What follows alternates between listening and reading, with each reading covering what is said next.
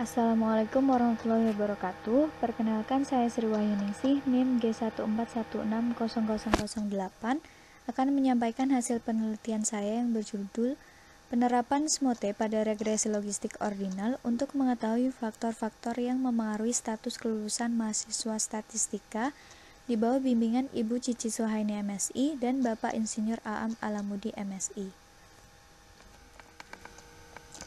Berikut adalah pokok bahasan yang akan saya sampaikan.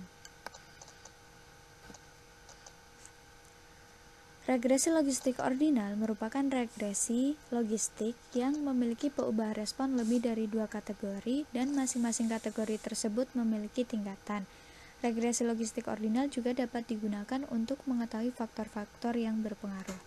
Pada penelitian ini berfokus pada mahasiswa statistika IPB angkatan 2013 hingga 2015 dengan perubahan respon berupa status kelulusan mahasiswa statistika. Perubahan respon tersebut memiliki jumlah yang tidak seimbang, sehingga untuk mengatasi ketidakseimbangan data tersebut digunakanlah SMOTE. Menurut Chaula et al. 2002, prinsip SMOTE adalah dengan menciptakan data buatan pada kategori minoritas berdasarkan konsep K-tetangga terdekat. Penelitian sebelumnya juga pernah dilakukan oleh Fatarani 2016 pada klasifikasi berat lahir bayi di Provinsi Jawa Timur, sehingga pada penelitian ini juga akan diterapkan SMOTE pada regresi logistik ordinal untuk mengetahui faktor-faktor yang berpengaruh terhadap status kelulusan mahasiswa statistika IPB. Tujuan dilakukan penelitian ini yang pertama adalah memodelkan status kelulusan mahasiswa statistika IPB angkatan 2013 hingga 2015 dengan regresi logistik ordinal tanpa SMOTE dan dengan SMOTE. Yang kedua adalah mengidentifikasi faktor-faktor yang memengaruhi status kelulusan mahasiswa statistika IPB angkatan 2013 hingga 2015.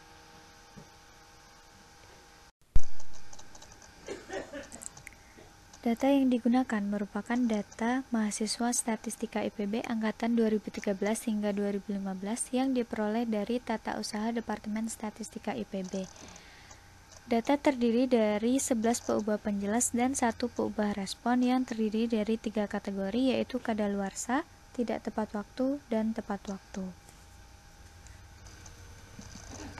Prosedur analisis data yang dilakukan yang pertama adalah melakukan eksplorasi data, yang kedua membagi menjadi data latih dan data uji dengan proporsi 70% dan 30%. Lalu melakukan analisis regresi logistik ordinal tanpa SMOTE, lalu melakukan evaluasi model dengan melihat ketepatan klasifikasi, nilai MAUC, serta nilai R-square Nagelkerke. Lalu melakukan SMOTE dengan menggunakan K sebanyak 5. Melakukan analisis regresi logistik ordinal dengan data yang telah dilakukan SMOTE. Lalu melakukan evaluasi model kembali dengan melihat nilai ketepatan klasifikasi, nilai MAUC, serta nilai R-square Nagelkerke. Yang terakhir adalah menentukan model terbaik di antara model tanpa SMOTE dan dengan SMOTE serta melakukan interpretasi. Hasil dan pembahasan. Yang pertama, melihat persentase status kelulusan mahasiswa Departemen Statistika IPB. Berdasarkan gambar tersebut terlihat bahwa mahasiswa yang lulus dengan status tepat waktu memiliki persentase yang jauh lebih besar dibandingkan status kelulusan lainnya. Hal tersebut mengindikasikan bahwa adanya ketidakseimbangan data pada klasifikasi multikelas. Berikut adalah sebaran IPK TPB berdasarkan status kelulusan dan sebaran IPK semester 6 berdasarkan status kelulusan. Berdasarkan kedua grafik tersebut, sama-sama terlihat bahwa mahasiswa yang lulus dengan status kadaluarsa memiliki nilai rataan dan nilai tengah yang lebih kecil dibandingkan dengan status lainnya. Lalu melihat persentase status kelulusan mahasiswa berdasarkan kategori peubah penjelas. Sebagai contoh, mahasiswa penerima beasiswa memiliki persentase kelulusan dengan status kadaluarsa lebih besar, yaitu 23,08% dibandingkan dengan mahasiswa yang tidak menerima beasiswa, yaitu sebesar 12,5%. Lalu melihat regresi logistik ordinal tanpa SMOTE. Penugaan modal penuh menghasilkan nilai statistik uji G yaitu 51,59. Nilai tersebut lebih besar jika dibandingkan nilai Q kuadrat 3,84. Maka tolak H0 yang artinya minimal terdapat satu peubah penjelas yang berpengaruh terhadap peubah respon. Lalu melihat nilai R-square Nagelkerke. Nilai R-square Nagelkerke yang dihasilkan pada modal penuh tersebut sebesar 47,84%. Lalu mencoba melihat model reduksi dengan tidak memasukkan peubah yang tidak berpengaruh. Model reduksi yang diperoleh menghasilkan nilai statistik uji G sebesar 46,02 yang masih lebih besar jika dibandingkan nilai Q kuadrat yaitu 3,84. Nilai R-square yang dihasilkan pada model reduksi tersebut sebesar 43,76%. Karena nilai R-square Nagelkerke modal penuh lebih besar dibanding modal reduksi dan penurunan juga cukup besar, maka model yang digunakan adalah model penuh dengan memasukkan semua peubah penjelas. Evaluasi kebaikan model dilakukan dengan melihat nilai MAUC dan nilai ketepatan klasifikasi atau akurasi secara keseluruhan. Nilai MAUC yang dihasilkan sebesar 0,6029 dan akurasi secara keseluruhan yang dihasilkan sebesar 59,52%. Berdasarkan tabel tersebut terlihat bahwa kesalahan klasifikasi terbesar terjadi pada status kelulusan tidak tepat waktu.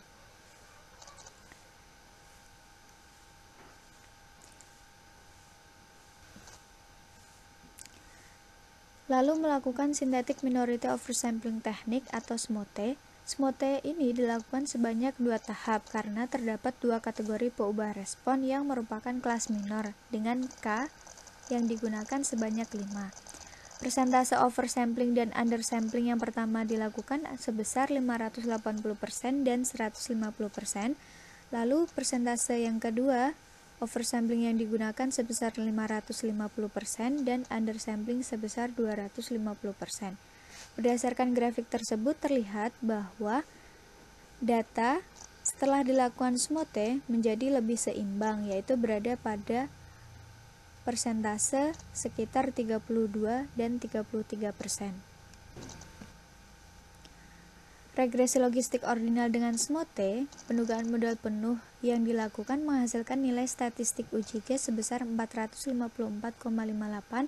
yang nilainya lebih besar jika dibandingkan nilai Q kuadrat 3,84 sehingga terdapat satu peubah penjelas yang berpengaruh terhadap peubah respon. Nilai R-square Nagelkerke yang dihasilkan pada modal penuh tersebut sebesar 57,35%. Evaluasi kebaikan modal juga dilakukan dengan melihat nilai ketepatan klasifikasi, nilai MAUC, serta nilai R-square Nagelkerke. Nilai MAUC yang dihasilkan pada analisis regresi logistik ordinal dengan SMOTE sebesar 0,7736 dan nilai ketepatan klasifikasi secara keseluruhan sebesar 64,55. Berdasarkan tabel tersebut, terlihat bahwa ketepatan klasifikasi untuk masing-masing kategori menjadi lebih seimbang dan tidak cenderung pada salah satu kategori saja dalam memprediksi klasifikasi status kelulusan mahasiswa statistika IPB. Perbandingan model masih dengan melihat nilai R-square Nagelkerke, nilai ketepatan klasifikasi, serta nilai MAUC. Model dengan SMOTE memiliki kenaikan R-square Nagelkerke sebesar 9,51%.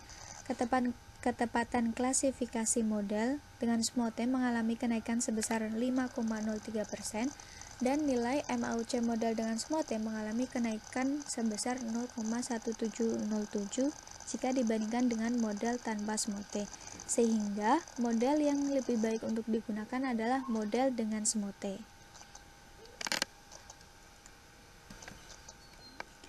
Berikut adalah model klasifikasi yang dihasilkan.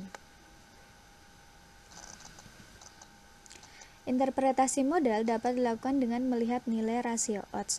Contoh yang dapat digunakan adalah mahasiswa perempuan memiliki peluang sebesar 0,54 kali lebih besar dari mahasiswa laki-laki untuk lulus dengan status kadaluarsa dibandingkan dengan lulus status yang lebih tinggi.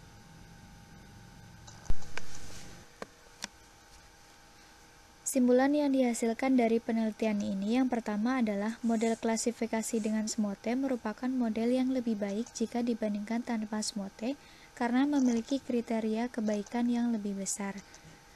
Yang kedua, peubah-peubah penjelas yang berpengaruh terhadap status kelulusan mahasiswa statistika IPB angkatan 2013 hingga 2015 adalah IPK-TPB, jenis kelamin, minor, riwayat penyakit berat, permasalahan pribadi, serta IPK semester 6. Berikut adalah daftar pustaka yang digunakan. Terima kasih. Wassalamualaikum warahmatullahi wabarakatuh.